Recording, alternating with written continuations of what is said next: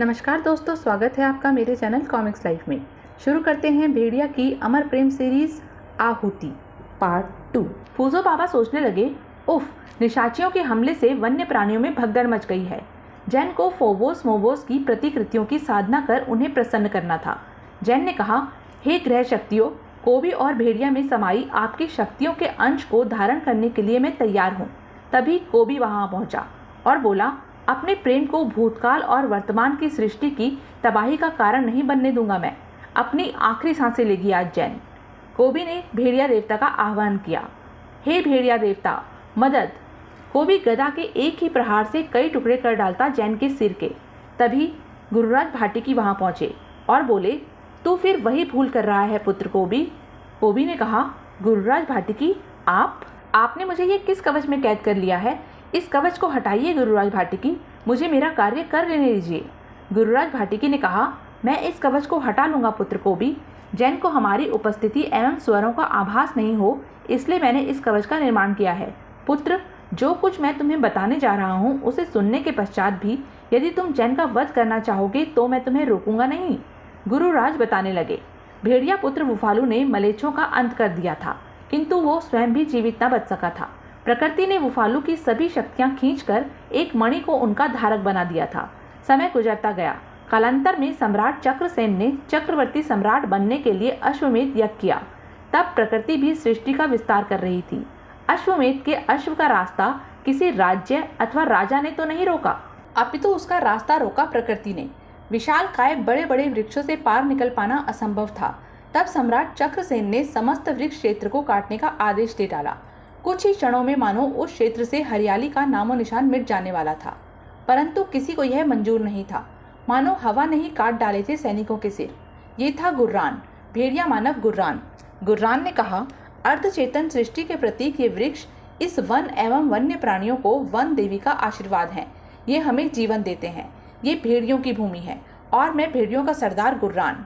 गुल्फानों की इस भूमि पर वृक्षों के सीने कुल्हाड़ी से चाक नहीं होने देंगे। लौट जाओ। शक्ति के दम व आत्मसम्मान के चलते लौट जाना असंभव था। सम्राट चक्रसेन ने कहा, तुमने अश्वमेध के अश्व की लगाम थामकर हमारी राह रोकने का दुस्साहस किया है। अब यहाँ से कौन लौटेगा, इसका फैसला युद्ध करेगा। चुनौती स्वीकार की गई। गुर्रान ने कहा, ताकत जुनून से पैदा होती है और जुनून दायित्व से। वन की सुरक्षा का दायित्व मेरे कंधों पर है। मुझे पराजित करो और प्राप्त कर लो इस अश्व को। सम्राट ने कहा, रोको, उन्हें खत्म कर दो। युद्ध भीषण होने वाला था, परंतु जिसकी सहायता स्वयं प्रकृति कर रही हो उसे भला कौन हरा सकता था। प्रकृति से संबंधित हर वस्तु गुर्रान के इशारों पर सम्राट चक्रसेन की सेना को छठी का दूध याद दिला रही थी और शीघ्र ही युद्ध निर्णायक स्थिति तक पहुंच गया। युद्ध जीत लिया गया था, मगर कोई और भी था जो इस युद्ध का प्रत्यक्षदर्शी बना। वो थी ऋषि कन्या लावण्या, जिसे सम्राट चक्रसेन ने उस पर मुग्ध होने के बाद अपने इस अभियान में अपने साथ ही ले लिया था। वह उससे विवाह कर उसे अपनी रानी बनाना चाहता था, परंतु लावण्या का संकल्प था कि वो किसी परमवीर से ही विवाह करेगी। लावण्या ने कहा, अद्भुत, तुम वही वीर हो, परम पराक्रमी शूरवीर योद्धा जिसे मैंने स्वप्न में देखा था। स्वप्न में ही देखकर मुग्ध हो तुमसे प्रेम कर बैठी। यकीन था कि एक न एक दिन तुम मुझे अवश्य मिलोगे, इसलिए मैं अश्वमेध यज्ञ के इस अश्व के साथ आई थी। सम्राट चक्रसेन ने कहा, तुम भूल कर रही हो लावण्या, पछताओगी। तुम्हारा जन्म वनों में रहने के लिए नहीं, महलों के लिए हुआ है।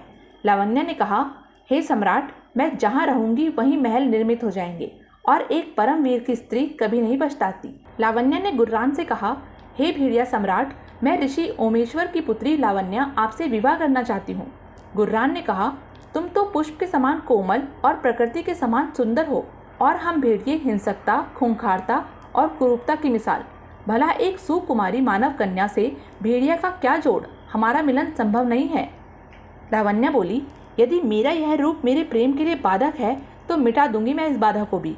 गुर्रान ने कहा, नहीं रुको, क्या कर रही हो ये? उफ, ये क्या पागलपन था। लावण्या बोली, प्रेम प्राप्ति के लिए स्वयं को प्रेम के लायक बनाना पागलपन नहीं, दीवानापन होता है गुर्रान। झिंझोड़ दिया था लावण्या ने गुर्रान के हृदय को। स्वीकार करना ही पड़ा गुर्रान को लावण्या का यह बलिदान। गुर्रान ने कहा, तुम मुझे स्वीकार हो लावण्या, परंतु तुम्हें तुम्हारा सौंदर्य पुनः प्राप्त होगा। ये विषरोधी झाड़ियों, कृपया इस स्त्री को विष के प्रभाव से मुक्त करें। विषरोधी झाड़ियों ने लावण्य के चेहरे से विष चूसकर उसे उसका रूप वापस प्रदान कर दिया। सम्राट चक्रसेन को अभयदान दिया गुर्रान ने और लावण्य ले आई गुर्रान को आर्यनगर। गुर्रान ने कहा, अत्यंत ही भव्य परंतु विचित्र स्थान है यह लावण्य। कैसा स्थान है यह? लावण्य बोली, यह नगर है गुर्रान, मनुष्य ऐसे ही स्थान पर घर बनाकर रहते हैं। गुर्रान ने कहा, वृक्ष एवं हरियाली नाम मात्र को है, बिना हरियाली जीवित कैसे रहते हैं? लावण्य ने कहा, सामाजिक सहयोग से, ऋषि ओमेश्वर के आशीर्वाद से विवाह संपन्न हो गया। लावण्य गुर्रान की दुल्हन बनकर वुल्फानो आ गई। गुर्रान ने कहा, लो मेघ भी बरसकर तुम्हारा वुल्फानो में स्वागत कर रहे हैं लावण्य। लावण्य ने कहा, अरे परंतु मैं भीग रही हूँ, कुछ करो गुर्रान, किसी ओट में ले चलो, हमारा घर कहाँ है? गुर्रान ने कहा, प्रकृति की गोद में बसा ये सारा जंगल ही तो हमारा घर है लावण्य। कुछ ही दूरी पर मेरी गुफा है। लावण्य ने कहा, गुफा? तुम भी क्यों नहीं बसाते नगर, क्यों नहीं बनवाते अपने लिए महल? भेड़ियों की जीवन शैली में परिवर्तन की शुरुआत हो चुकी थी, परंतु परिवर्तन किस गति से होना था ये निर्धारित कर रहे थे खुद भेड़िया मानव। भेड़ियों को लड़ते देख लावण्य ने कहा, ये तो पशुओं की भांति लड़ रहे हैं गुर्रान। गुर्रान ने कहा, शक्ति परीक्षण के लिए यहाँ ये लड़ाइयाँ आम है लावण्य। लावण्य ने कहा, परंतु इस लड़ाई का दंड ये वृक्ष व प्रकृति भी भुगत रहे हैं गुर्रान। क्यों नहीं तुम जंगल के सारे कबीलों को जीतकर इनके राजा बन जाते, ताकि सभी तुम्हारे बनाए नियमों पर चलें, पशुओं की भांति ना लड़ें और प्रकृति की भी हानि ना हो। गुर्रान ने लावण्य की सलाह पर अमल किया।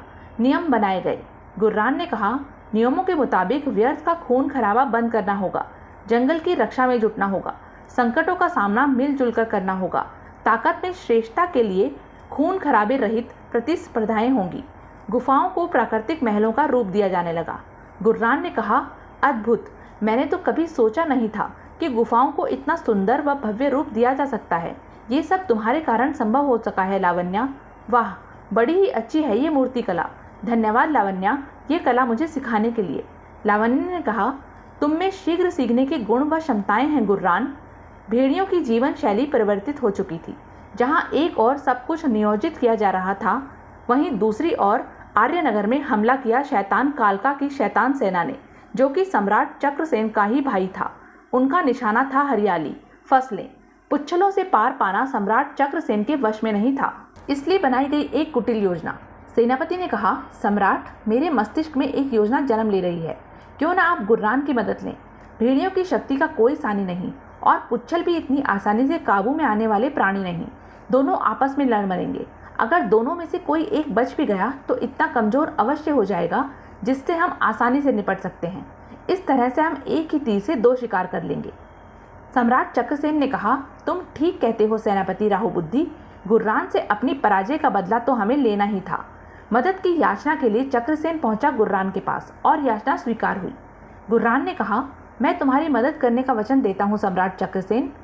मदद का आश्वासन पाकर लौट गया सम्राट चक्रसेन, परंतु लावण्य भाप गई थी चक्रसेन के कुत्सित इरादे। लावण्य ने कहा, मक्कार लोगों की सहायता में भी हानि की संभावना बनी रहती है गुर्रान, और फिर पाताल निवासी पुच्छलों की मायावी शक्तियों का सामना करने हेतु आपको भी वैसी ही दिव्य शक्तियों की आवश्यकता होगी। हमें कुल देवता की आराधना करनी होगी। गुर्रान ने कहा, परंतु हमारे कोई कुल देवता तो है ही नहीं।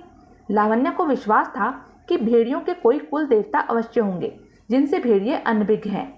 लावण्य ने आरंभ किया साकार यज्ञ, जिसमें उसने आह्वान किया भेड़िया लोक की परम शक्ति का। साकार यज्ञ सफल हुआ। साकार यज्ञ में साकार रूप लिया भेड़ान ग्रह के परम शक्तिशाली अशरीरी भेड़िया देवता कुरुराक्ष ने। कुरुराक्ष ने कहा, तुम्हारे कारण बरसों के शाप से छुटकारा मिला है मुझे पुत्री। प्रकृति के शाप के कारण युगों तक साधनारत रहा, किंतु साकार यज्ञ कर तुमने मुझे शाप मुक्त किया। बताओ क्या इच्छा है तुम्हारी, अवश्य पूर्ण होगी। लावण्य ने बताया उन्हें पुच्छलों के बारे में। तब भेड़िया देवता ने दिए गुर्रान को वो दिव्य आभूषण। भेड़िया देवता ने गुर्रान को आभूषणों की विशेषता बताई और कहा, पुत्र गुर्रान, पुच्छलों का सामना करने के लिए तुम्हें जिन शक्तियों की आवश्यकता होगी वो मेरा आह्वान करने पर तुम्हें इन आभूषणों अर्थात कंठहार, भेड़िया मुख कमर, पेटिका एवं दिव्य कणों द्वारा तुरंत प्राप्त होगी। अब तैयार था गुर्रान पुच्छलों से लड़ने के लिए। इधर गुर्रान ने विदा ली और इधर इस शुभ समाचार ने वुल्फानो में कदम रखा। दासी ने कहा, तुम माँ बनने वाली हो। लावण्य सोचने लगी, काश गुर्रान के जाने से पूर्व उन्हें सुना सकती यह शुभ समाचार। प्रथम संतान के जन्म हेतु लावण्या को आर्यनगर ऋषि ओमेश्वर के आश्रम में भेजा गया। गुर्रान भेड़ियों की सेना लेकर पाताल में प्रवेश कर गया और यही सम्राट चक्रसेन ने अपनी योजना को अंजाम दिया। सम्राट चक्रसेन ने कहा, पाताल प्रवेश मार्ग को हमेशा के लिए बंद कर दो, भेड़िए कभी पृथ्वी पर वापस नहीं लौटेंगे। सम्राट चक्रसेन की प्रार्थना पर लावण्या को उनके महल में लाया गया ताकि एक सम्राट की संतान का जन्म राजसी देखरेख में हो सके। ये सम्राट की कुटिल योजना का ही एक हिस्सा था। लावण्या सोचने लगी, 6 माह से गुर्रान की कोई सूचना तक प्राप्त नहीं हुई। समय बीतता गया। 1 वर्ष पश्चात लावण्या ने एक साथ 3 पुत्रों को जन्म दिया।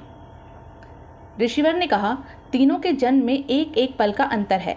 नक्षत्रों की गणना के अनुसार प्रथम संतान में सतोगुण, दूसरी में तमोगुण तथा तीसरी में रजोगुण होंगे। मैं इनका नाम क्रमशः भाटिकी, प्रेताल और कालनेमी रखता हूँ। तो यह थी अब तक की कहानी।